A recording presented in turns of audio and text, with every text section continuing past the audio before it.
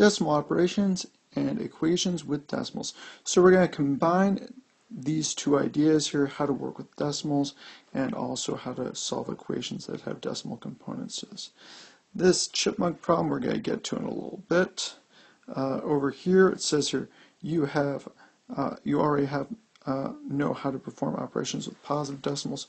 However, there are also negative integers such as -2. There are also negative decimals such as -2.5, and this number line shows how it works. Like for example, -2.5 is between -2 and -3. It's halfway between there. That's 5/10 of the way. This one here is -1.3, so it's 3/10 of the way between -1 and -2. So it's the same way, it's just it's the same method, it's just opposite of how a positive number line works. So let's look at these quickly. Find the sum of -2.9 and -6.5. The example's right there, so let's look through here. Key thing is, first of all, do they have the same sign? Yes, they do. They have the same sign, so let's just add them together and keep the negative sign. Because both of them are negatives. Down here, another example, find the difference. Remember, we've got to change a difference to an actual addition problem. I'm going to rewrite this one. Find the difference of -25.38 minus -42.734. So how do we do that? -25.38. Same way we would do it if it was any other subtraction problem. This here is now positive because we're changing it to an addition problem, so we have to change the sign for that.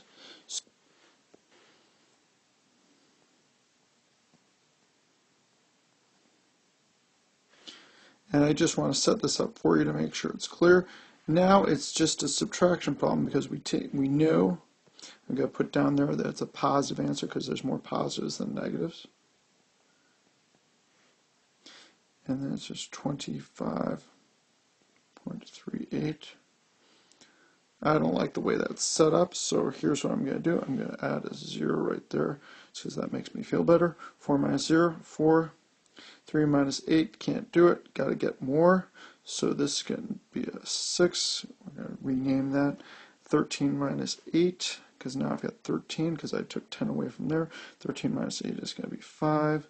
6 minus 3 is going to be 3. Got to anchor that decimal right there. Make sure to line them up right. 2 minus 5 can't do. Got to get more. So now it's 12 minus 5, which is going to be 7. 3 minus 2 is going to be 1, and there is our answer. So for here, again, finding the sum and difference, same thing as before. The main thing is follow your exact same procedures, just like I did as the example here. For example, this first one here, it's going to be a negative answer because both of the things are negative and it's a sum. The second one, you're going to have more positives, then you're going to have negatives, and then you just do the subtraction of 10.57 minus 6.89. And this last one, 9.817 minus negative 1.49. That's just like the problem I just did in the example. And you have to change it to an addition problem and then subtract 1.49 from 9.817. And you're going to have more positives than you are negatives in that case. So it says here, perform the indicated operation, 0.7 times 18.4.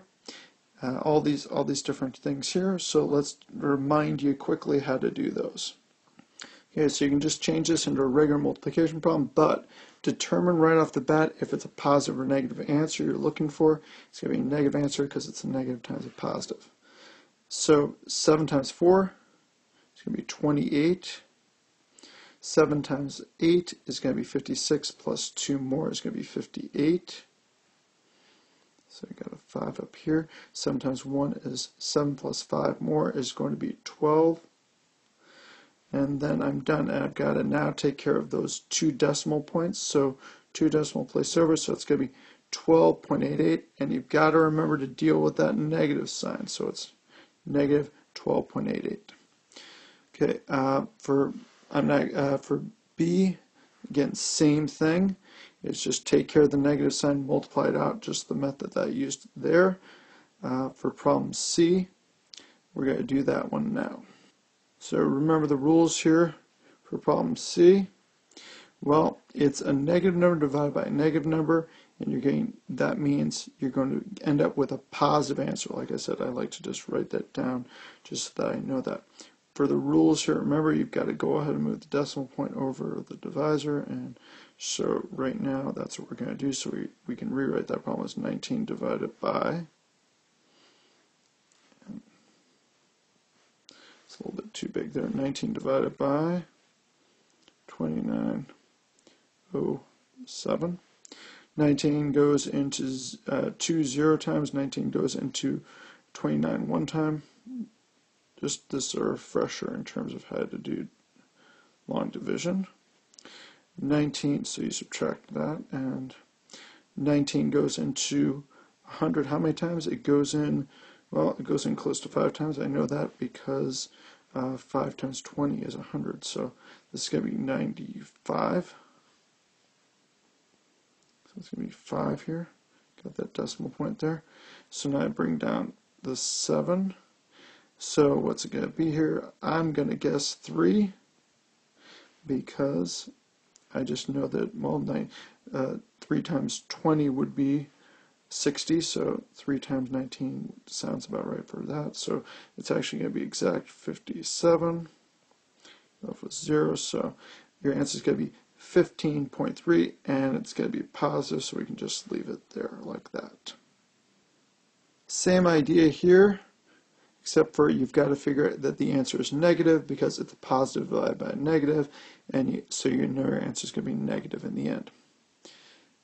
So the key idea here is the answer going to be negative or positive? So 3.1 divided by, or 3.1 times negative 6.8, that's going to be a negative answer, and then just multiply it out. Negative 11.41 divided by negative 0.7, that's going to be a positive answer because it's a negative divided by negative, and negative 15.841 divided by 2.17, that's going to be a negative answer because it's a negative divided by a positive. So basically that's the idea here, and you can just it talks about estimating answers here, and that is an important idea here. What I would say you should do in terms of estimating for these sort of things is just change it to whole numbers.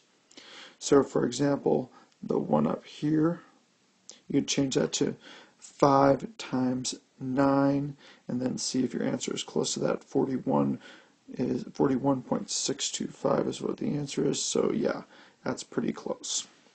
So now solving the equations, same sort of idea. All it is instead of subtracting a number or multiplying by a number or dividing by a number or adding a number, an integer, you're going to subtract or divide or multiply or add an actual decimal. So it's a little bit more complicated, but it's the exact same method. So like for this one here, let's go through the example here. 8 plus 4.7 is equal to 3.5. So you've got to add 4.7 to both sides, or you got to subtract 4.7 from both sides, and when you do that, you end up with negative 0.12. So same method. So y minus 6.91, that's going to be equal to negative 2.26. So that one is right there. And all you do is, in that case here, you add 6.91 to both sides, and you end up with 4.65. Again, these are all just the same method. And the first one here for problem 8, example 8, you're going to subtract 3.8 from both sides. For problem 9, I know some of this stuff is harder, is some stuff you may not have thought about for a while. So if you feel at all uncertain in terms of multiplying, dividing, adding, or subtracting with decimals, let's get together and go over and make sure you feel comfortable, because I know you probably haven't done this for a little while by hand. So let's make sure you feel confident with that.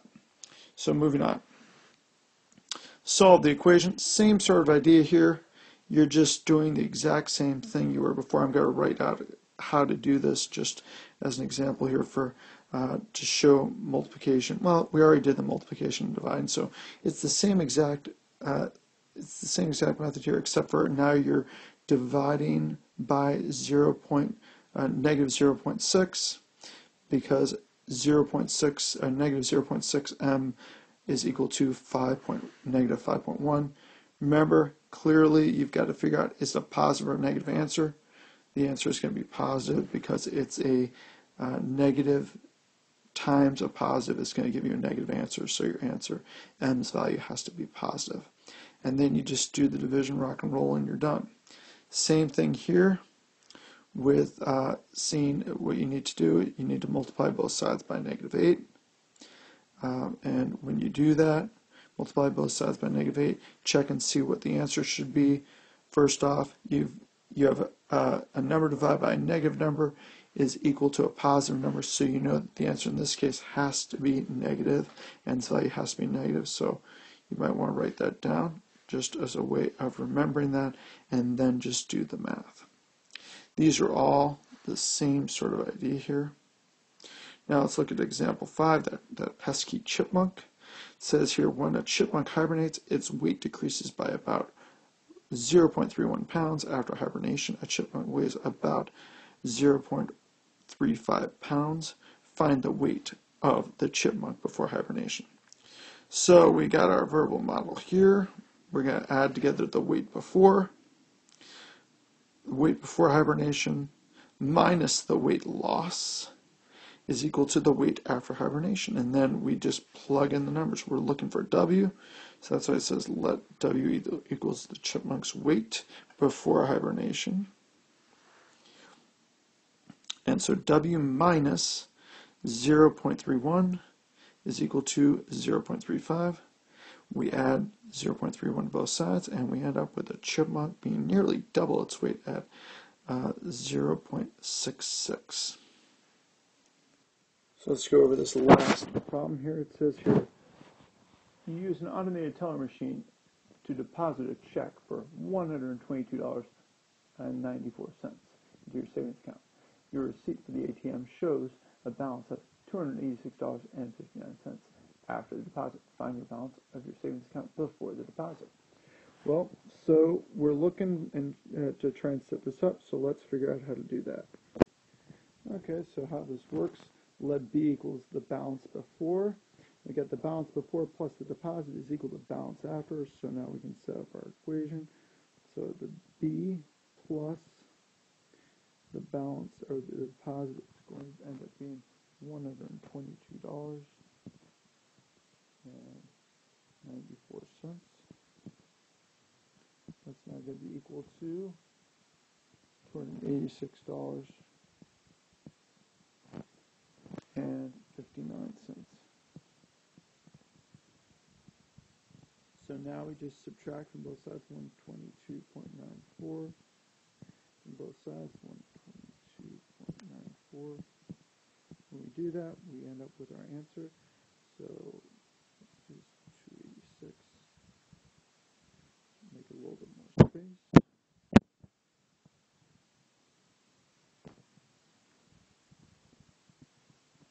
286.59. Subtract 122.94. And the rules here, 9 minus 4 is going to be 5. We've got can't subtract 9 from 5, so let's get a few more here. So 15 minus 4, 15 minus 9 is going to be 6. 5 minus 2 is going to be 3. Remember that decimal point